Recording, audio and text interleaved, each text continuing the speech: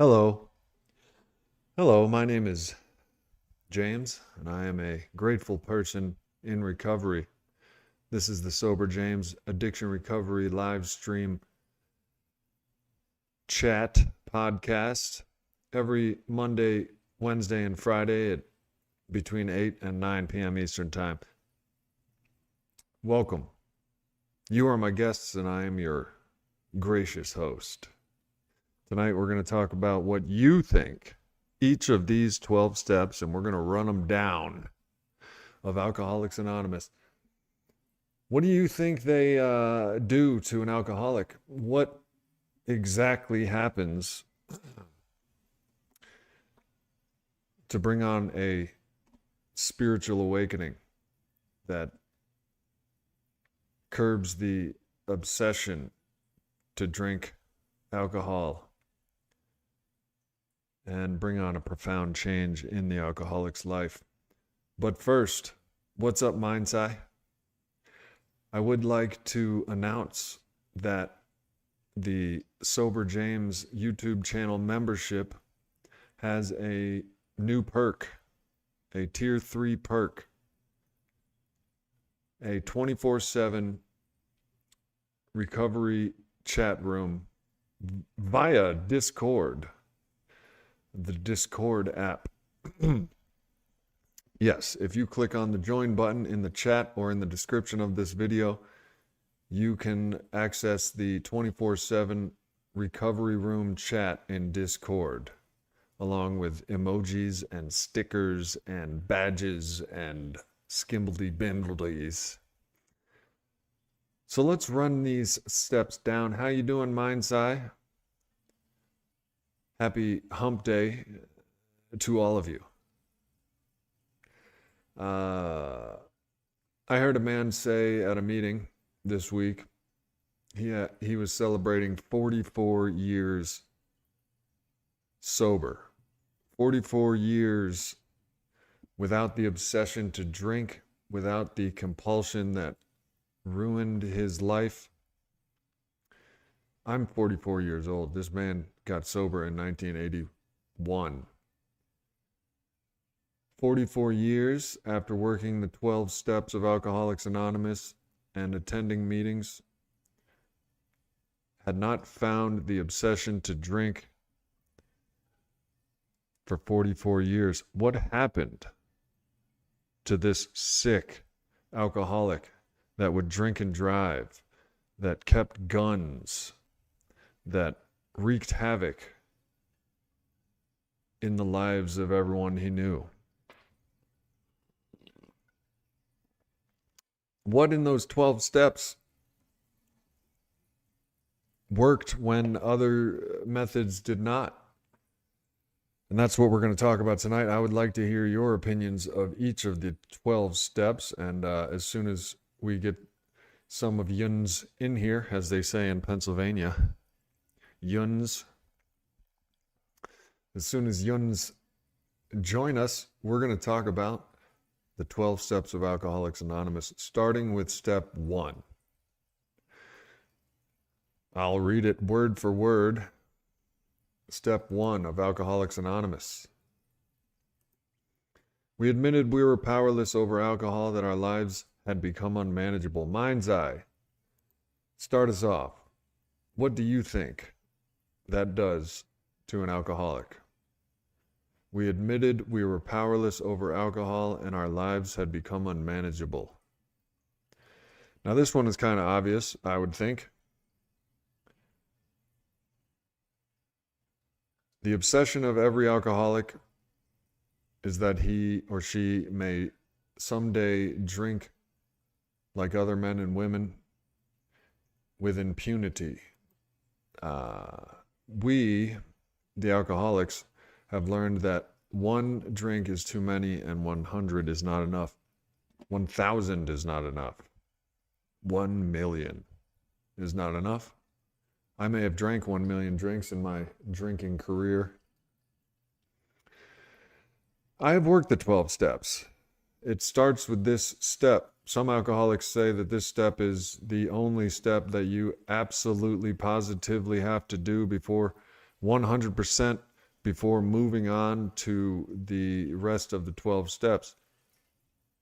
We admitted we were powerless over alcohol and our lives had become unmanageable. What is it about this step that needs to be done? Why does this need to be stepped? I can say from my personal experience that alcohol is a cunning, baffling, and powerful, fickle mistress. And it fooled me not dozens of times, not hundreds of times, but thousands of times over the past damn near 3 decades. What I mean by that is I tried everything in my power to control and enjoy my drinking over and over and over again. And this is the story with most alcoholics. For those of you just joining, I have updated the Tier 3 Sober James membership to include a 24/7 recovery chat room in Discord. Check it out by clicking the join link in the chat or the description of this video. And let's get chatting like we did in 2020. 24/7. Powerlessness. A lot of people have a problem with this word powerlessness in the very first step of Alcoholics Anonymous. We alcoholics are stubborn. We say, why do I gotta admit I'm powerless? I ain't no bitch. I'm not powerless. I have power, but let an alcoholic go a decade of trying and see if he or she doesn't finally have to admit powerlessness over alcohol. Mind's Eye says, to me, that admission is a confession to God, who already knows our every thought, word, and deed from the inside, that we are out of answers, that we tried with all of our might and willpower and failed. Wow. Well said, Mind's Eye. I couldn't have said it better. Finally, we have to admit we've tried everything. We tried our front line of defense. We've tried everything in our willpower and our won't power. In the book, it says we tried drinking only on the weekends, never drinking on the weekends, drinking only on weekdays, never on weekdays, drinking never at work, trying not to drink at work, drinking only on vacation, not drinking on vacation. We tried beer instead of wine. We tried wine instead of liquor. We tried liquor instead of absinthe. None of it worked. If you are indeed an alcoholic like myself, you can understand this desperation. Powerlessness. There was nothing to admit but powerlessness. That's the very first step. And our lives had become unmanageable because of our self-medication by drinking copious amounts of alcohol. We don't have an off switch. We're powerless. We have to admit it. We have to conceptualize powerlessness. We have to accept it. Hold on, I saw another comment. Ryan. What up, Ryan? A redhead point. Well, thank you, Ryan. $1.99. 1 cent less than your last super chat. It's good to see you, Ryan. This is a good topic for you, hot boy Ryan. Well, he's transforming. Our Ryan is trying to no longer be a hot boy. And I'm proud of you, man. And thank you for the super chat. For those of you who don't know, the super chat is a way to support James in his sober days of trying to live like a human being and finance his escapades. Thank you, hot boy Ryan. Ms. Ford, it's good to see you, as always. We're talking about how each of the 12 steps works and how you think they work. Ryan, how do you think admitting you're powerless over alcohol and that your life has become unmanageable works, what effect does it have on the alcoholic? For me,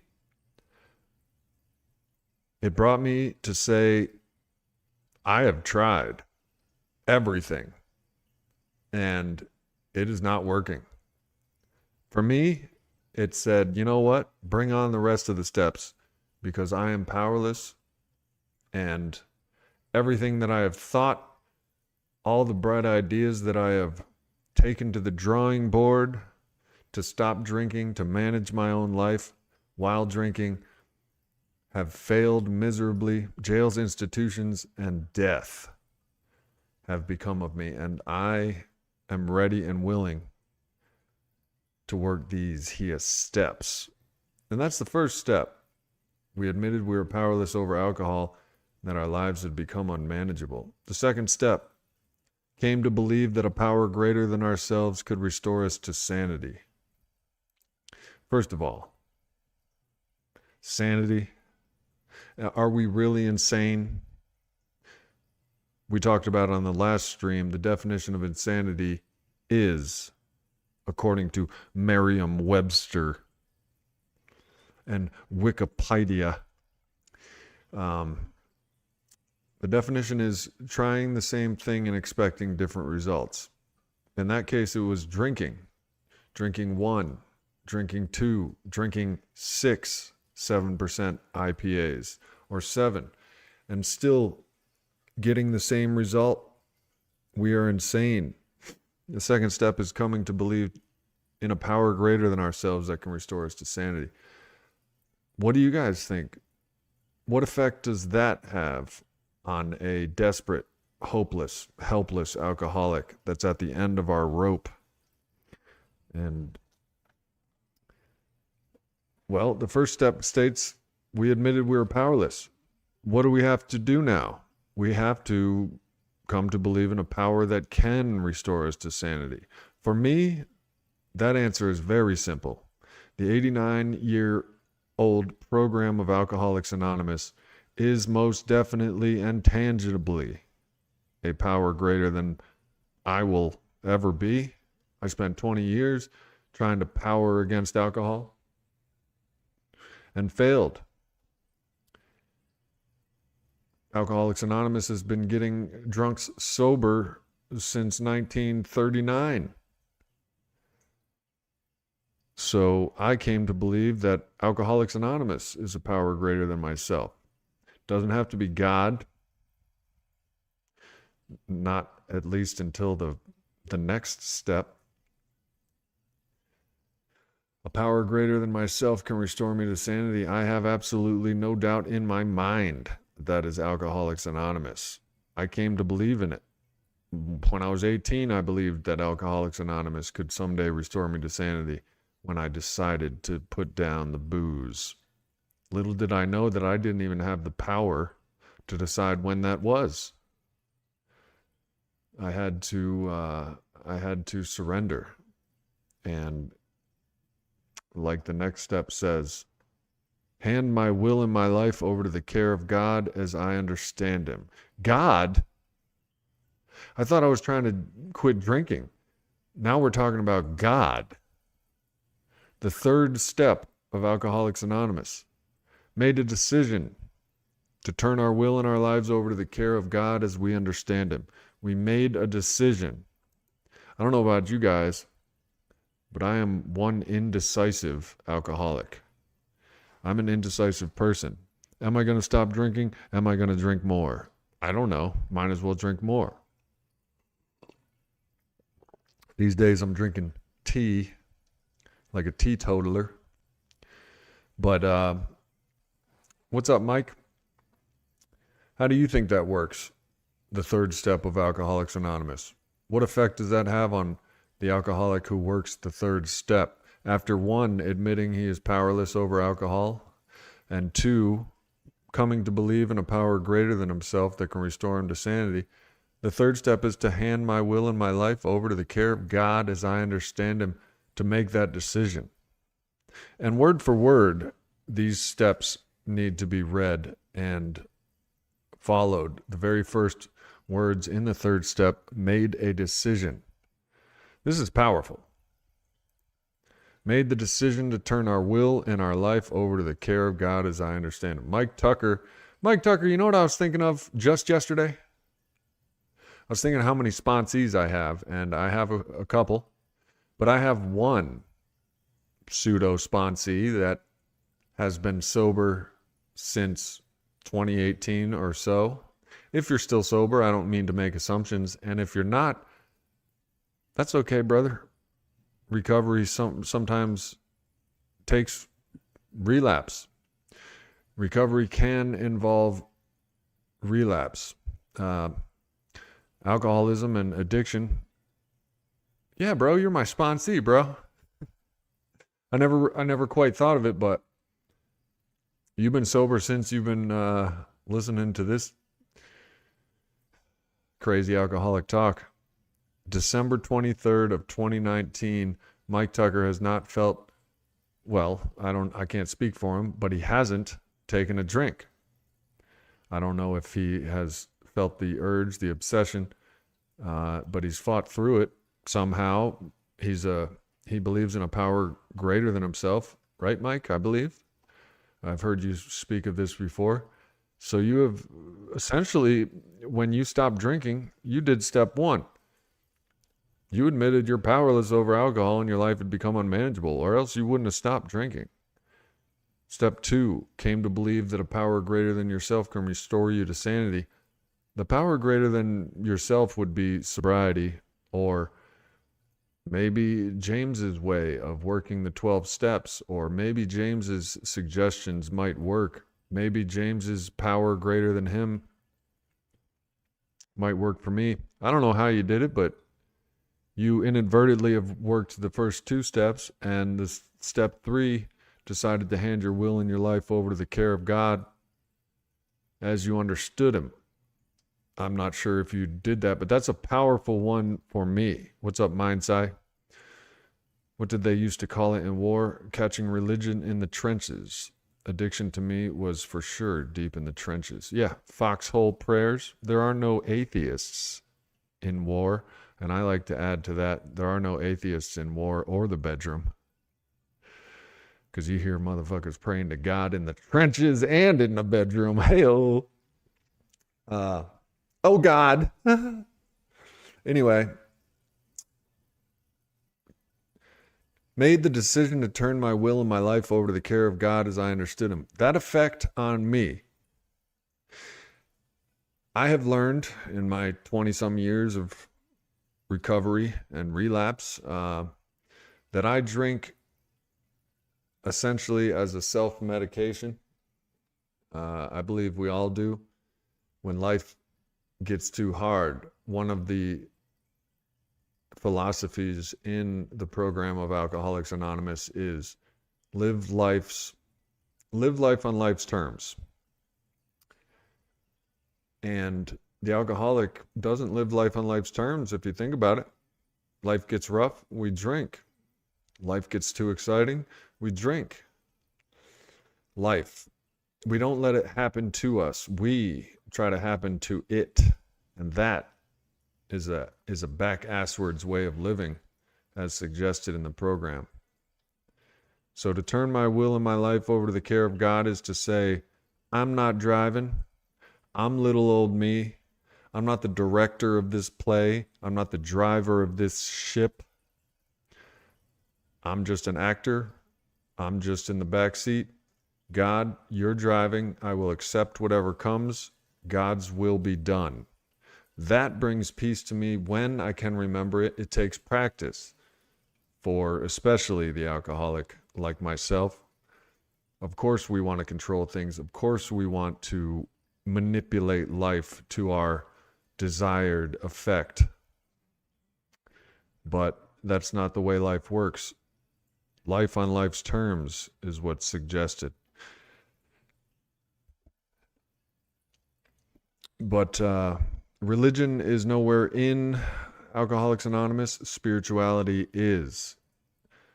It is said that you don't need to find God. You just need to admit that you are not it. I am not God. I don't have control over this traffic jam. I don't have control over who lives and who dies in my life. I don't have control over these relationships in my life. So there's nothing really to get stressed about. And when I practice that, I'm relieved of the obsession to drink, but also just anxiety, restlessness, irritable discontentment. And I'm practicing, but perfection doesn't exist anywhere in the universe, only progress. Step 4, made a searching and fearless moral inventory of ourselves. What do you think that does, Mike Tucker? What's up, teddy bear? Whatever happens, happens. Whatever is, is. Whatever happened, happened. Never hold grudges. That was a lyric from your boy Sober James back in the day. Was a rapper. Whatever happens, happens. Whatever is, is. Whatever happened, happened. Never hold grudges. Yes, teddy bear. Whatever happens, happens. There is no good and bad. There is only your perception of what happens. So, step 4, made a searching and fearless moral inventory of yourself. What do you think that does? Well, in so many words, the program has been summarized as trust in God, clean house, help others.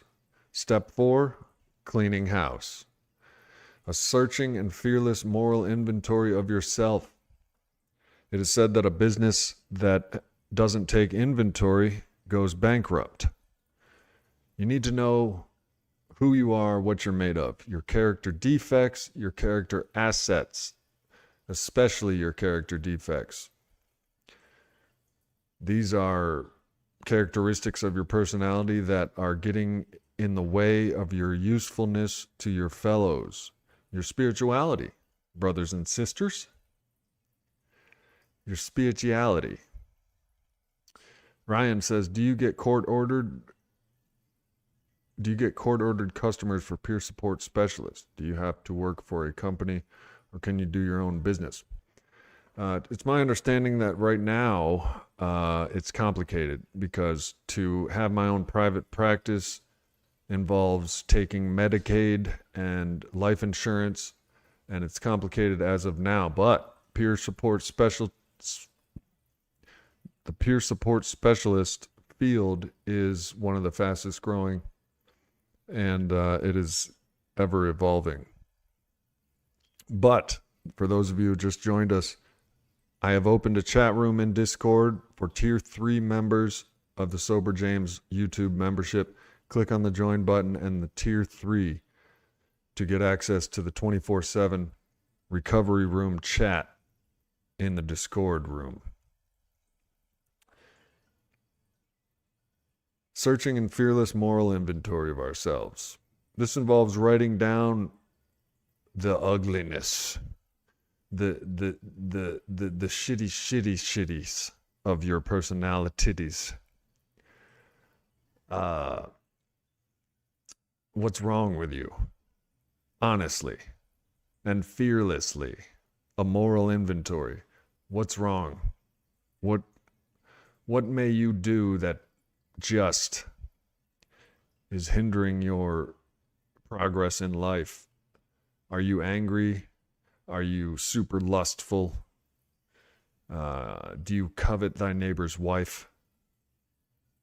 Are you a glutton? Sloth? For me, sloth, definitely. Anger, definitely. Manifested in saying the most toxic, mean things to my loved ones, and relationships have fallen over the years in my life because of that personal character defect. All of these character defects, it is said, stem from fear. 100 forms of fear plague the alcoholic. So you take your personal inventory. You write it down. You take inventory. And the effect it had on me was Well, sobering. Step 5 of the 12 steps of Alcoholics Anonymous. Admitted to God, to ourselves, and to another human being the exact nature of our wrongs. We go through that list of the personal inventory of all the ugliest shit about ourselves, and we admit to ourselves, to God, and to another human being the exact nature of our wrongs. What's wrong with me? And it's a sobering experience. It's a humbling experience. What's the first thing they do in basic training in the military? They humble you. They humble you to a base state of being so they can build you up and train you to be a warrior. It's the same with the 12 steps of Alcoholics Anonymous. This is what's wrong with you. Admit to another human being and to God the exact nature of your wrongs. The effect of this, it's a cleaning house. You say to another human being, hey, oh man, I like to go after other men's wives, and I've never admitted that to somebody. And you say it to essentially your sponsor. This is one of the roles your sponsor plays because it's an intimate relationship, you and your sponsor. Ideally, you trust that person and you can admit to them the darkest recesses of your nature. And of course, to God, you have come to believe in a power greater than yourself that can restore you to sanity. So AA suggested I pray. I started praying. I'm agnostic. Who cares? If I'm such a bright idea agnostic, if I have all the best ideas about whether God exists, then what am I doing in jails, institutions, and death with broken up relationships and a punctured lung? If I'm so smart about everything. So I said, what do I know? And I started praying, and I pray to this day. And I'm sober. That's the effect that had on me. How did that affect you? Step 6. We were entirely ready to have God remove all of these defects of character. Notice how we haven't yet asked him to remove these defects. We have to become ready. Why is this? Because we hang on to our little demons. I like having an edge of being angry and intimidating and stuff because it makes me and my ego float on high. It inflates us. My precious little anger. It inflates my ego. I like it. I don't want to get rid of it. So, step 6. We were entirely ready to have God remove all of these defects of character. The glutton, the meanie, the perv, the thief, the liar, the cheat. We have to become ready. That effect on me, you have to spend some time on it. Mind's Eye says no one forgets where they buried the hatchet. I'll have to think about that one. Grudge holding is Holly's character defect. Mine too. Why do we hold grudges? Because our ego. We hold grudges because it makes our ego feel good. Think about it. That sweet, bittersweet anger and resentment. Hold on, my dog wants in.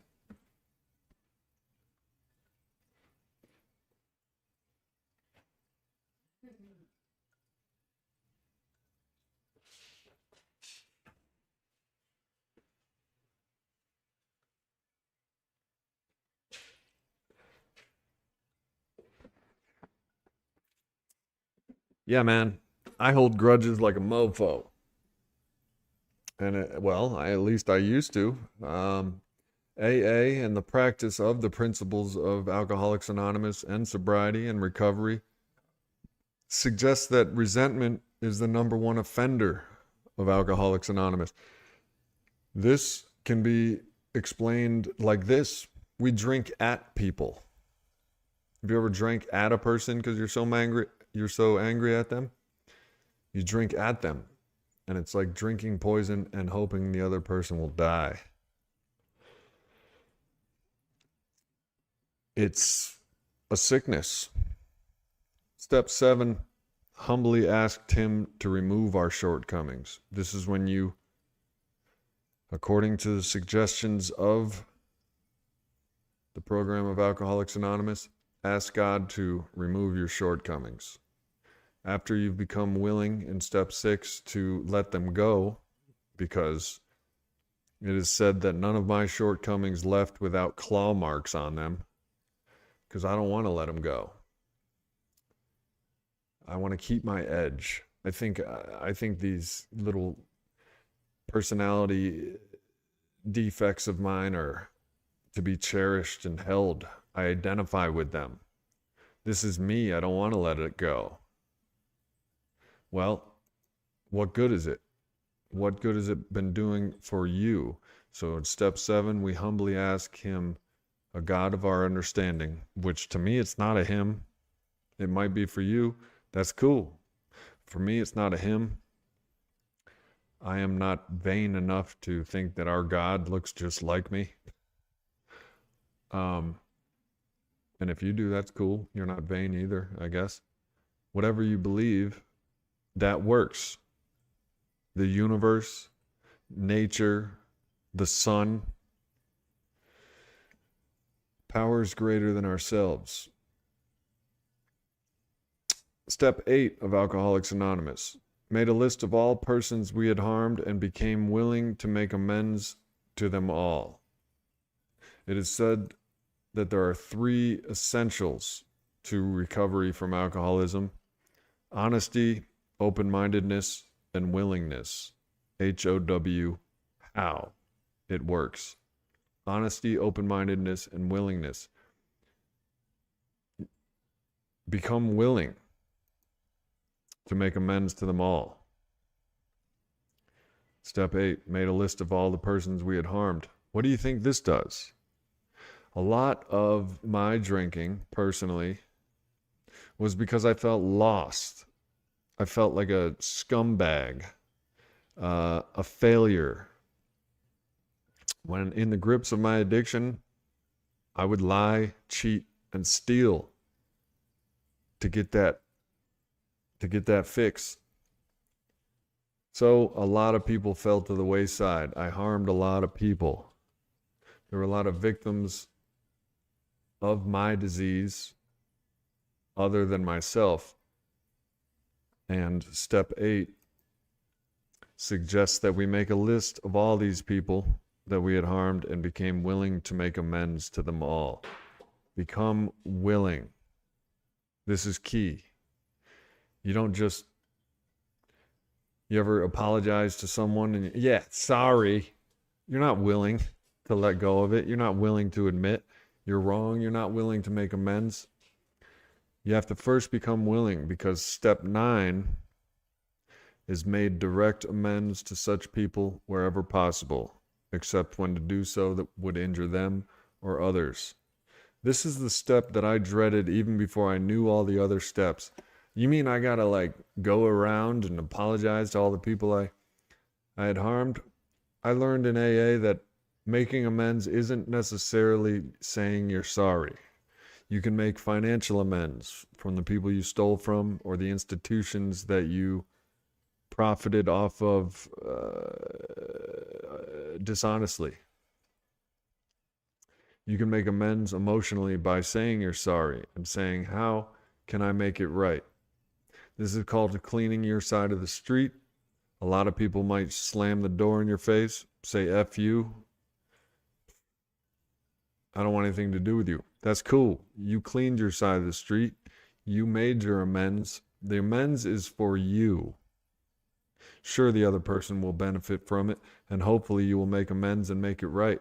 But the amends is for the alcoholic.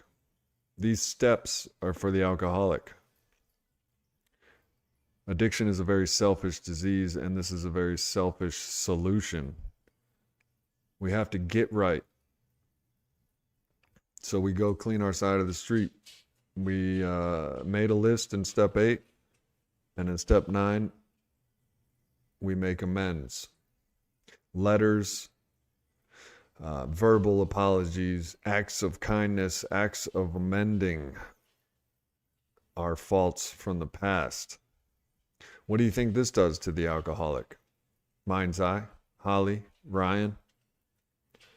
We all have people that we ran through.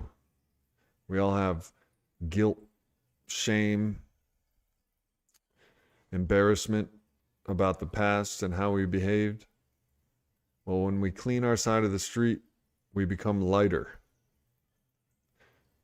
We make amends. That is step 9. The effect it had on me was lightness, sobriety, less desire to drink myself into oblivion, to give up, to kill myself. Because I'm making amends, I'm cleaning my side of the street, I'm trusting in God, cleaning house, and we're getting to the help others part. Step 10. Continued to take personal inventory, and when we're wrong, promptly admitted it. This is a living practice of my daily life. Continued to take personal inventory, and when we're wrong, promptly admitted it. This is step 10 of Alcoholics Anonymous. This is a daily thing. This is how I live my life. An honest inventory. Am I wrong? How am I to blame for this confrontation, this firing, this breakup? And how can I make amends? How can I promptly admit it? Hey, chill out. That's step 10. Just continue to be honest. Continue to just try to be a good person. Be honest, and when you're wrong, promptly admit it. That's a day-to-day, that's how we live as people in recovery. Mind's Eye says, and forgiving someone isn't just a one-time deal. New thoughts, judgments, resentments pop up on the regular. That's where step 10 comes in. Continued to take a personal inventory, and when we're wrong, promptly admitted it. I've seen Miss #Holly do this in the years that we've been on this channel, and I've seen her benefit from doing this. It doesn't matter whether or not the person says, oh, you know what, you're an angel for coming to me and apologizing and do blah, blah, blah, blah. It doesn't even matter. It's the fact that Miss Ford was wrong and promptly admitted it. She can now move on with her life. It's not going to haunt her. It's not going to dwell in the recesses and shadows of her mind in the form of guilt and fear and drive her to drink and use. It is lightening her subconscious load. And I've seen her do that. I've seen some of the rest of y'all do that, and I know I strive to do it. And that's all we can do is practice. We are not saints. Progress, not perfection. But it keeps us sober to be good people, to take personal inventory, to promptly admit when we're wrong. We come to realize that we're wrong a lot of the times. All the times that we're justifiably angry and resentful towards others, there is a part that we play in it that we can fix. It is not always the world. It is not always life. It is not always others. If I have a problem with a person, place, or thing, it is no doubt because of my perception and my part in it. What part am I playing? How can I fix it? And that's how we live sober. And that is step 10. Step 11, I go to a step 11 meeting every Sunday that reminds us It reminds us in the meeting, we must seek through prayer and meditation to improve our conscious contact with God as we understand Him, praying only for knowledge of His will for us and the power to carry that out. This is a big one. The will of the alcoholic. What does the alcoholic want to do? Get drunk. Why do we want to get drunk? Not for you. I want to get drunk for me. This is my will. Self is the underlying cause of all of our problems. Me, me, me, me, me. My ego, myself, my comfort, my disapproval of life, my disapproval of you and how you're acting, blah, blah, blah. I'm so important. The whole world has to be perfect for me. Deaded. Alcoholics Anonymous suggests that we seek through prayer and meditation to improve our conscious contact with God as we understand Him, praying only for knowledge of His will for us and the power to carry that out. Boom. Is it in God's will how I'm acting? God's will isn't for me to get drunk, is it? Well, then I guess I'm never going to get drunk. If it's not God's will, I ain't doing it. I seek through prayer and meditation to have a conscious contact with the God of my understanding. Is it in God's will? AKA, is it the right thing to do? It is said that we each have a carnal knowledge of right and wrong, and it's true. We know what's right. Is that right? What are my motives? Is it in God's will that I go to meetings just to get laid? No. God's will is for me to go to meetings to improve my conscious contact with Him and sobriety and recovery to help other alcoholics. And that brings us to step 12. Having had a spiritual awakening as a result of these steps, we tried to carry this message to alcoholics and to practice these principles in all of our affairs. The effect of this step right here is the reason I do this channel. Carrying the message of sobriety, the next right thing to do, how to achieve recovery, how to recover from a seemingly hopeless state of mind and body, to carry that message over the internet to people like yourselves worldwide helps me stay sober. It is an esteemable act that restores my self-esteem, therefore restoring my sobriety. My resolve to stay sober is restored because my self-esteem is restored, because I am performing esteemable acts. I am doing for you, not for me. I get online even when I don't want to because of you. This gets me out of myself. Self is the underlying problem of every addict and alcoholic. Me, me, me, me, me. I am uncomfortable. I want to drink. I am uncomfortable. I want to slam heroin. So when we carry the message to alcoholics, we are inadvertently helping ourselves big time. That is the 12th step of Alcoholics Anonymous. Having had a spiritual awakening as a result of these 12 steps, we try to carry this message to alcoholics and to practice these principles in all of our affairs. It means being a good person, remaining rigorously honest, admitting when we're wrong and promptly admitting it, never lying as much as we can. Not lying as much as we can. We're human. When we lie, we promptly admit it.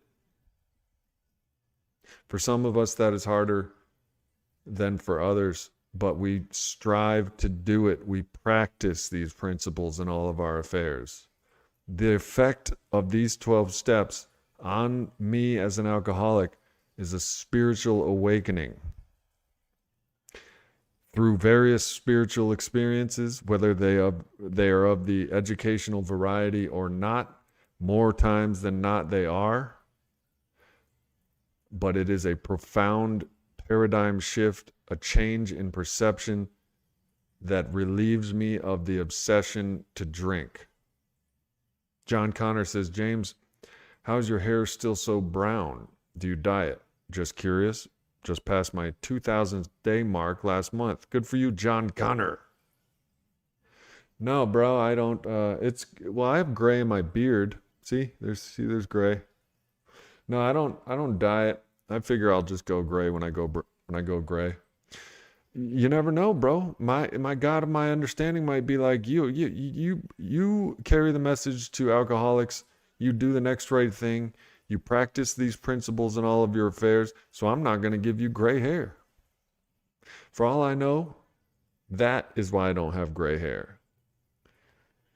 I ain't joking either. I have found that when I take these suggestions of Alcoholics Anonymous and straight do the best that I can to take the suggestions of a power greater than myself. Bro, I'm human, and so are you. Don't mean to burst y'all's bubble, but we're just humans in this motherfucker. We are imperfect. We're gonna trip. We're gonna hurt people. We're gonna lie. We might cheat. We might steal. That's not the point. We're human. Jesus taught us that. Jesus demonstrated that we don't have to be that way to the best of our abilities. Jack B says the amends are for ones you have harmed, not for you. If it's still all about you, you've missed the point of step 9.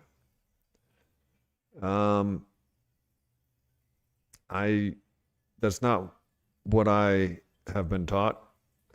The amends is for you. You clean your side of the street. The point of the 12 steps is to get sober. You're not trying to get these other people sober. I was taught by sponsors and their sponsors that you make the amends with honesty and sincerity. You try to patch wrongs done. You can make a living amends by staying sober and building trust and love. You make the amends, and yes, it does help others, but some people won't have it. Some people will be like, F you. Nah, man, you stole my car with my wife in it. I'm not going to forgive you. Some people, that's not the point. Making amends is for you. You can send letters out. If they're not read, it doesn't matter. You sent it out. You can now move on. That's what I was taught, but we all, I guess, have our own interpretations, but I've always been taught that making amends is for you. This is a selfish disease, and it's a selfish solution. Recovery is a selfish program.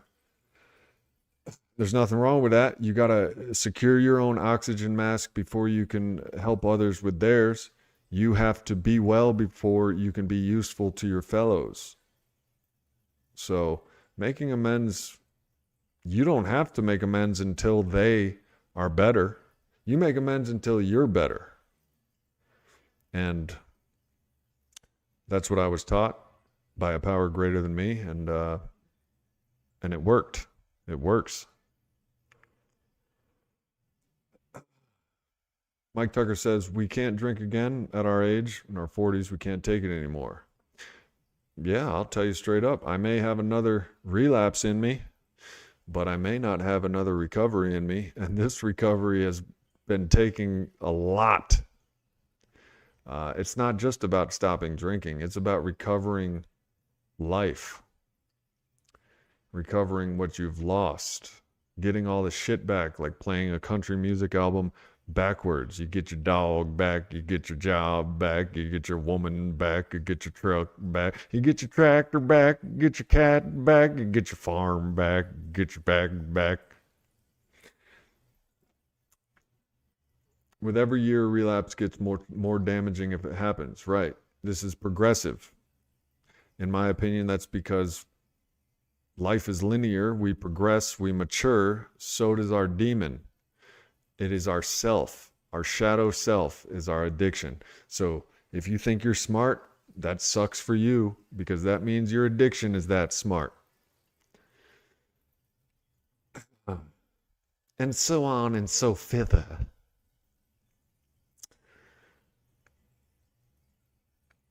Right. We are still recovering. We're in recovery. Relapse can be a part of recovery. It doesn't have to be. Some people quit drinking once and 44 years later still have not drank. They are still recovering, still learning. It's progress, not perfection. That guy said, 44 years sober and I haven't had a perfect day yet. Thanks for letting me share. That's what he said. It was one of the greatest shares I've ever heard. This guy's like 89 years old. It's as old as the program itself. Motherfucker said, 44 years I haven't drank and I still haven't had a perfect day yet. That shit meant so much to me because we strive for perfection. Alcoholics, humans in general, can be perfectionists. Mind's Eye says, me forgiving others is for me. When I let someone off the hook, then I realized the hook was on me. Ouch, ouch, ouch. Yes, forgiveness is also, you have to forgive. Resentment is the number one offender of alcoholics. It is said in the book. I have trouble picking tip tops and number ones and favorites and shit, but they say resentment is the number one offender. Hey man, we got to stop holding grudges. But you're right, we forgive for ourselves. We don't forgive. Sure, it might help them. And making amends as well.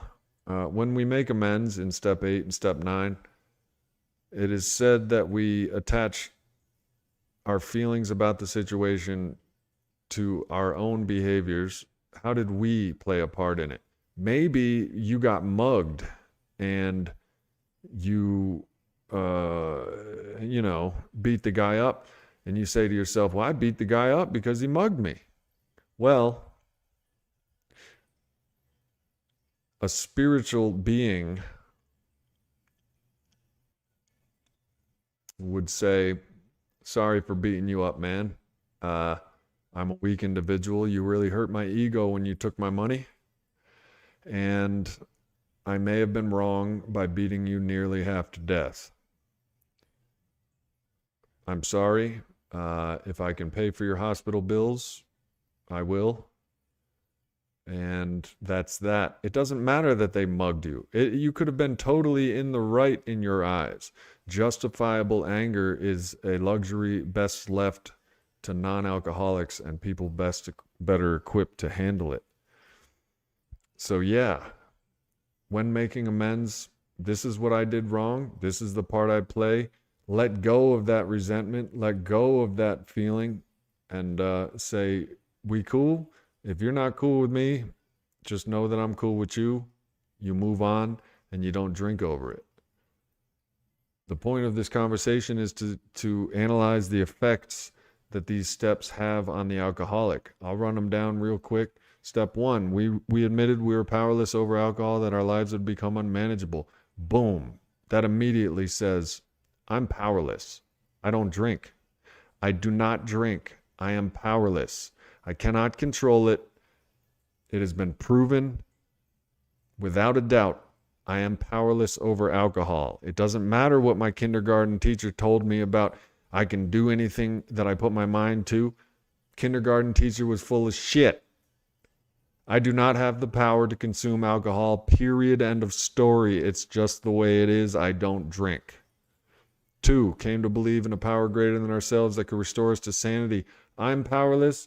I now need a power greater than myself. For me, that was the 12 steps of Alcoholics Anonymous. And then God. 3, made a decision to turn our will and our lives over to the care of God as we understood him. I said, finally, a year and a half ago, after 20 years of working these steps and shit without God, because I'm too smart to believe in God. Where's the proof? Where's Jesus's bones? Blah, blah, blah, blah, blah. I'm James. I know everything about the universe and what happens after we die, and there is no God. Bullshit. If I know so much, how come I'm in jail? You know what I'm saying? I don't know shit. That was step 3 for me. Turn my will, turn all my bright ideas, and all these ideas that just kept me drunk, turn it over to the care of God as I understand him. 4, made a searching and fearless moral inventory of ourselves. How exactly am I a scumbag? What exactly is my part in these things in my life that are hindering me from being a good person? How am I sinful? 7 deadly sins. 5, admit it to God, to ourselves, and another human being the exact nature of our wrongs. Cleaning house. 6, we're entirely ready to have God remove all of these defects of character. Trusting in God. Humbly asked him to remove these shortcomings. 8, made a list of all persons we had harmed, became willing to make amends to them all. Cleaning house. 9, make direct amends to such people wherever possible, except when to do so would injure them or others. Cleaning house. Helping others. 10, continue to take personal inventory, and when we were wrong, promptly admitted it. Cleaning house. 11, sought through prayer and meditation to improve our conscious contact with God as we understand him, praying only for his knowledge, for knowledge of his will and the power to carry that out. His will be done, not mine. My will has gotten me in jails, institutions, and death. I'm done with my will. I may think that my ideas are so bright and so good.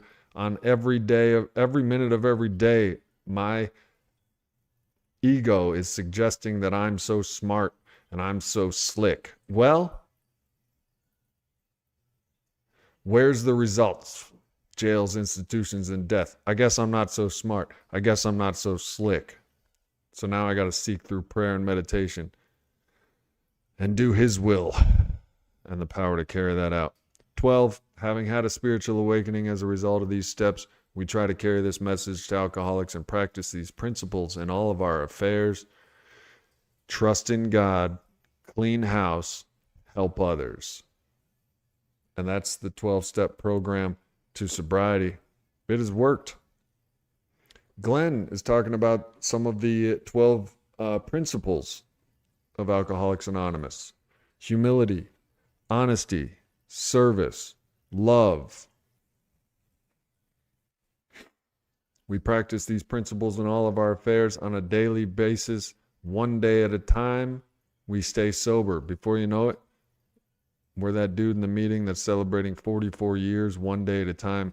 He said, I've had 44 years without the obsession to take a drink.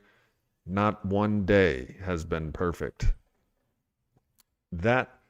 His experience, strength, and hope told me that life on life's terms, man, it's not going to be perfect.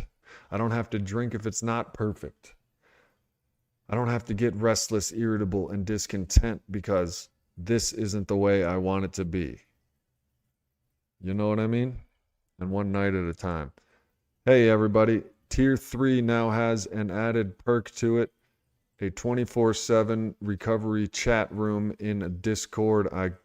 You gain access to the link to get access to that room where we can, as a community, chat 24/7. That's tier 3 for $9.99 a month. That will help me sustain my internet and keep me motivated and keep going. So check out the join link in the chat box and the description of this video, and help support the Sober James channel carry the message to alcoholics worldwide. And those are the 12 steps of Alcoholics Anonymous. And how they've helped me, I can't even explain sometimes. It's a power greater than me. If I could explain it, it wouldn't be a power greater than me. Now, would it? It's a power greater than me. Instead of using my bright ideas every day, I use the 12 steps and the 12 principles of Alcoholics Anonymous. And I used to be obsessed with drinking, and I am no longer. Noah is on his journey, as we all are. None of us can get any other one of us sober, and it's important to remember that. Life on life's terms to each of us. I can't get you sober. You can't get me sober. We can only share with each other our experience, strength, and hope. I too hope Noah's okay, and he will be. Miss Ford, I'm sure you know the hell you've been through and back, and you're okay. I know the hell I've been through and back, and I'm okay. So Noah's going to be okay too. And we all are rooting for Noah, and I'm rooting for each one of you all as well. And I hope this helps. And if it does, give it a thumbs up, share it with someone you love, or share it with someone you hate. Mind's Eye suggests praying, especially when you don't feel like it. Right. Getting on our knees and praying, that's humbling. That's saying, I'm not in charge. Thank God.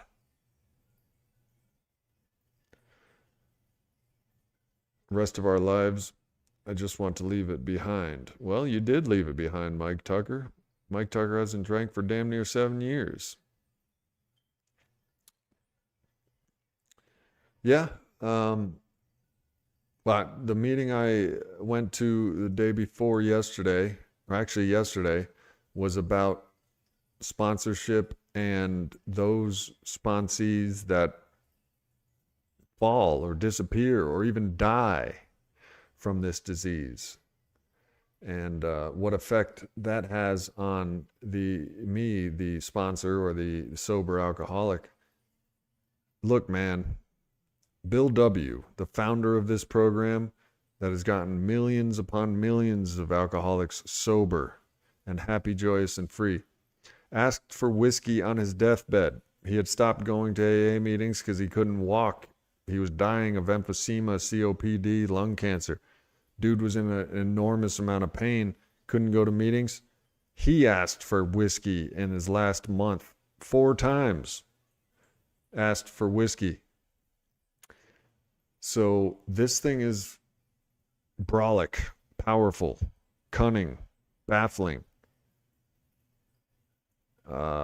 We pray to a power greater than ourselves, and we go to each other.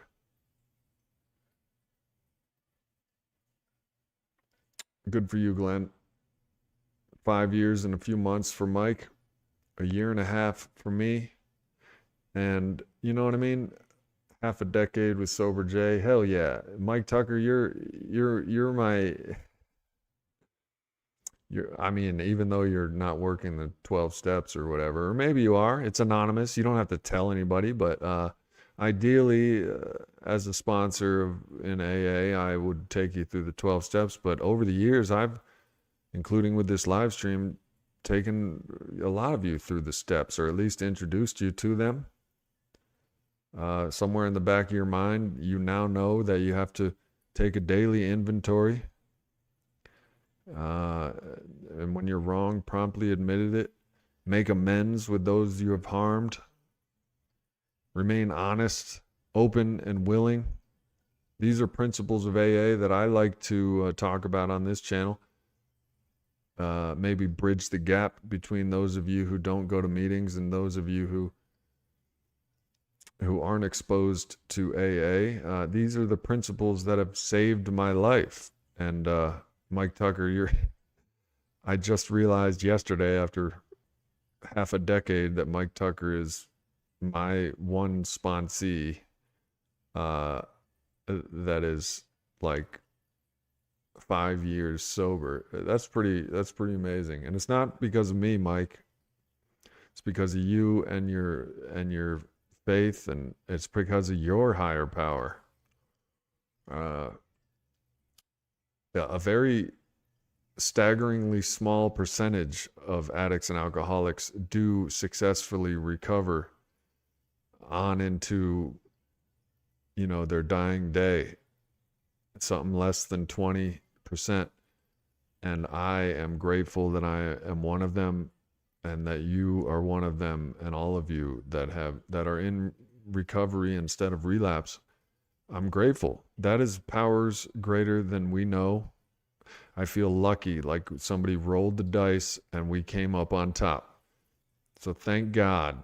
And Every meeting I've been to, now in the tens of thousands since I started going 2 decades ago, they say, let's have a moment of silence for the still suffering addict and alcoholic, followed by the serenity prayer. So let's do it right now. Let's have a moment of silence for the still suffering alcoholic and addict out there, followed by the serenity prayer.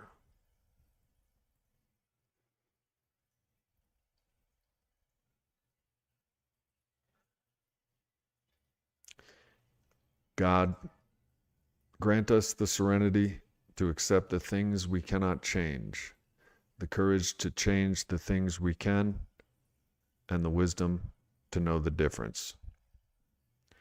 And with that, I'll see you Friday between 8 and 9 p.m. Eastern Time, the Sober James Addiction Recovery live stream podcast. Until then, keep it clean, keep it real, and keep doing the damn thing. Amen.